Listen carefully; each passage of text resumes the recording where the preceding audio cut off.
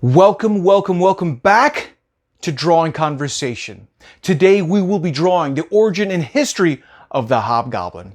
Now, if you're new here, I will be your dedicated nerd host and artist, Danny Fisher. And if you haven't already, please hit that subscribe, turn those notifications, hit that like, you know what to do. Enough talk. Let's fight.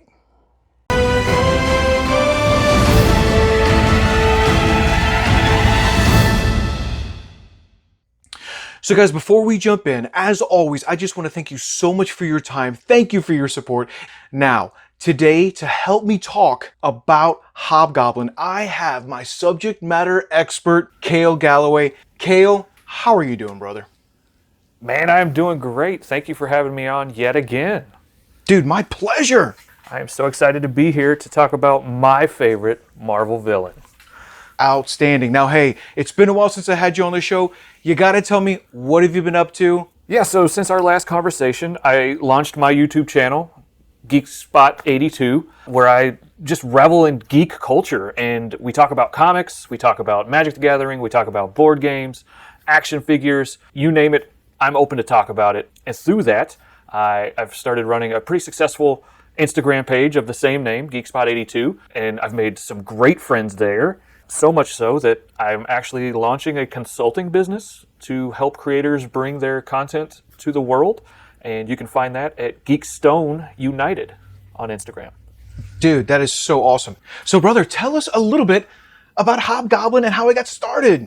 Well, you can't talk about Hobgoblin without talking about the granddaddy of all the goblins, Norman Osborn himself, the Green Goblin. And to do so, we have to go all the way back to when Norman Osborn, you're talking about the man with the mind of Joker and the money of Bruce Wayne. Yes, sir. Creates a serum. He's trying to create his own super soldier serum. As many of Spider-Man's villains have done, it goes just askew, and he ends up transforming himself into the Green Goblin. Just a little bad. It goes just a little bad. Just, it probably could have went better, right?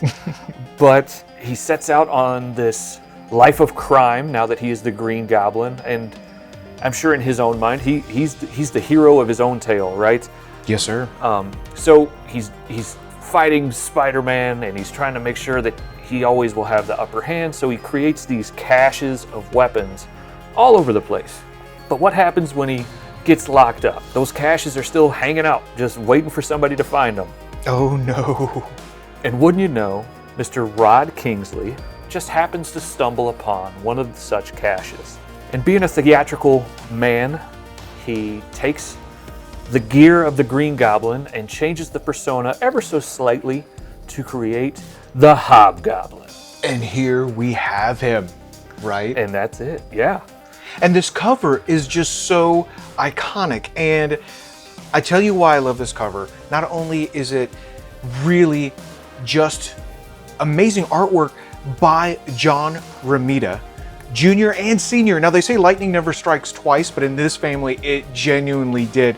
If you're not familiar with John Romita Sr., he was not only inducted into the Will Eisner Hall of Fame, he is just an amazing artist, storyteller.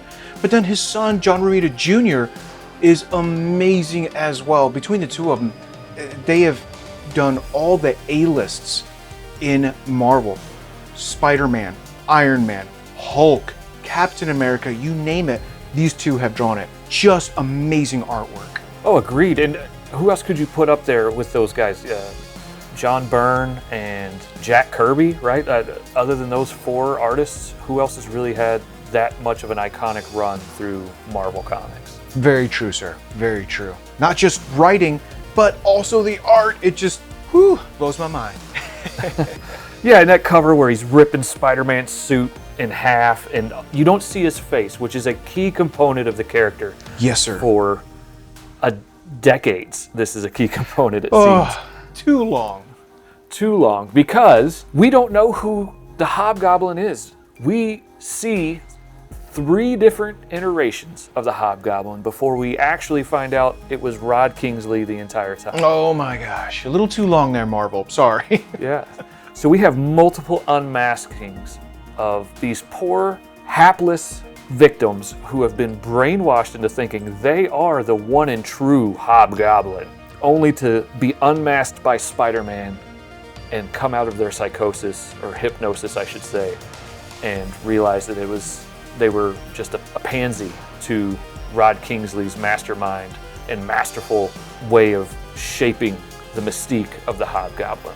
It's great again because this is another amazing cover by John Romita Jr. and Dave Simons from Amazing Spider-Man number 245, and I'm trying to do a little bit of hero worship to John Romita and Dave Simons, but again, just an amazing cover, one of those iconic covers from Marvel.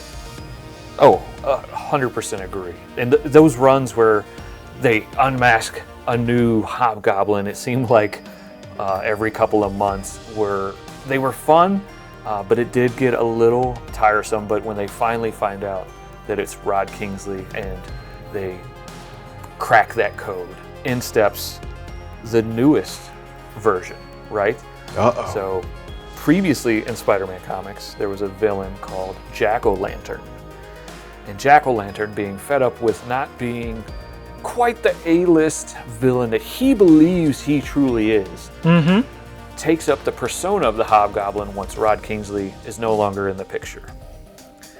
And Jack-O-Lantern, being the Hobgoblin, and being so hungry to be the one true Hobgoblin, decides to make a deal with the devil, so to speak.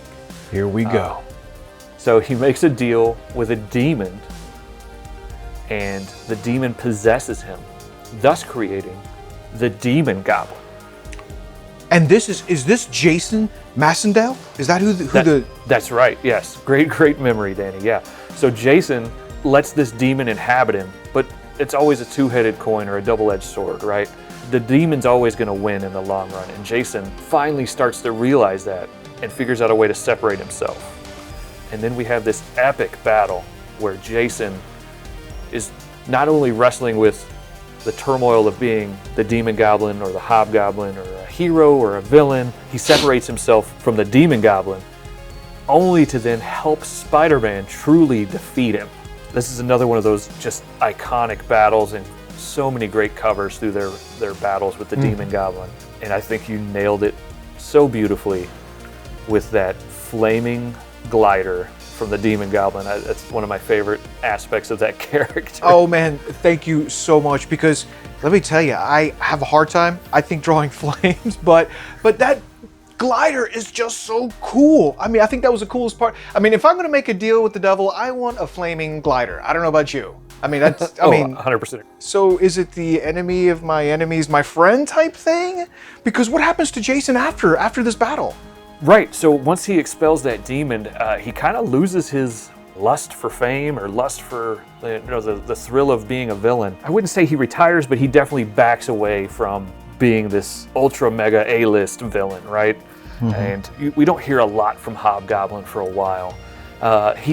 He's bounced around, he pops up in some X-Men books, some Avengers books. Of course, he pops up in some Spider-Man books, but not quite to the extent that he was in the 1980s when he was considered the greatest foe of Spider-Man for the 1980s. Yes, sir. Absolutely. So we fast forward a bit to, the new millennia, and we've got a new generation of comic readers that are thirsting for more of the Hobgoblin. Yes, sir. We find an heir to the throne in the form of Phil Ulrich's nephew, Ben. And Ben, like his predecessors, is hungry for power and hungry for that esteem of being that A-list villain. So he takes it upon himself to make sure that everyone knows that he is the true Hobgoblin. He goes ahead and decapitates Jason. Oh my gosh. Yes, and repurposes the costume. Arguably one of the best reformatting of a character, restructuring of a character's design, in my opinion. I couldn't agree more, because that flaming sword just looks so intimidating. And I don't know, he's got like a different kind of armor look, like it's clothes, but under it, there's definitely some kind of chainmail armor thing going on, and Yeah. finally ditched the board because Hobgoblin, even Green Goblin for that matter, was always getting knocked off the third glider. Exactly. Always. And I love that they refastened it into these, you know, demonic wings.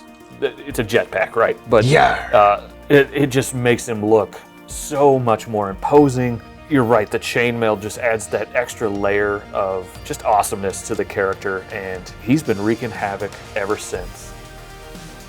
Hobgoblin for me was always that scary villain because he's done so many horrible things in the comics. I mean, just true villainous things. But at the core, what makes a great villain? Single-minded purpose. That's right. And he has always been bent to kill Peter Parker, kill Spider-Man. And for me, that's why I've always liked the Hobgoblin. Yeah, I have to agree. The single-minded purpose of taking down Peter Parker and becoming that top-tier villain. It just gave him a drive that none of the other goblins have had, in my opinion, and a ferocity to him. Absolutely. Well, Kale, hey, we got to wrap it up. But again, thank you so much for your time. I truly appreciate you coming on, and I will talk to you soon. Sounds good, bud. Thank you so much.